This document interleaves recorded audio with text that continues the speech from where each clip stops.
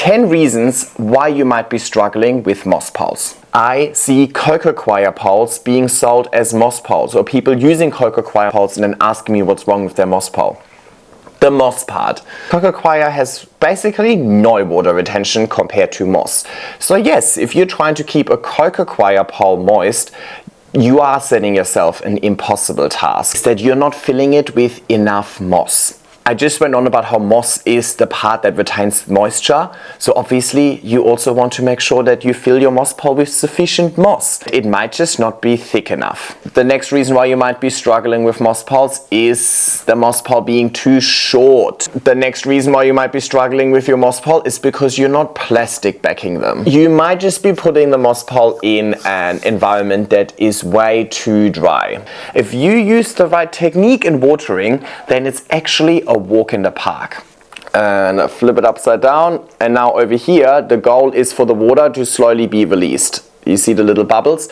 So with that technique, it is actually super easy. I mean, you saw that. Flipping the bottle upside down on a pole takes about 5 seconds. So while I might have to water my moss poles more frequently, each watering activity is actually very easy. The goal here is to water the moss pole from the inside out with a decent amount of volume. So that was really the construction, the positioning, and the watering of the moss pole.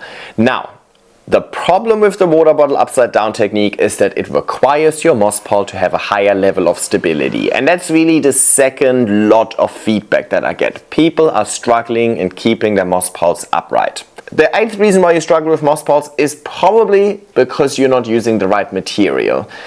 I do not recommend using a plastic mesh. The plastic mesh will most likely not have enough structural integrity. I use a coated wire mesh. The reason why your moss pole might be unstable is because you're not potting it all the way to the bottom of the pot. The moss pole in itself is stable, and because I planted it to the bottom of the pot, the likeliness of my pole falling out of my pot is very unlikely. If I just stuff this in later, then the chances of the pole falling out of the pot are much higher. This whole thing can obviously still fall over. I have all of my pots in decorative planters. These are heavy. Ideally you have a really snug fit, and now this pole can't fall anymore because the planter is making it bottom heavy. With the planter you now also have the ability to, for example, tilt it slightly backwards if the plant is facing forward and dragging the plant forward.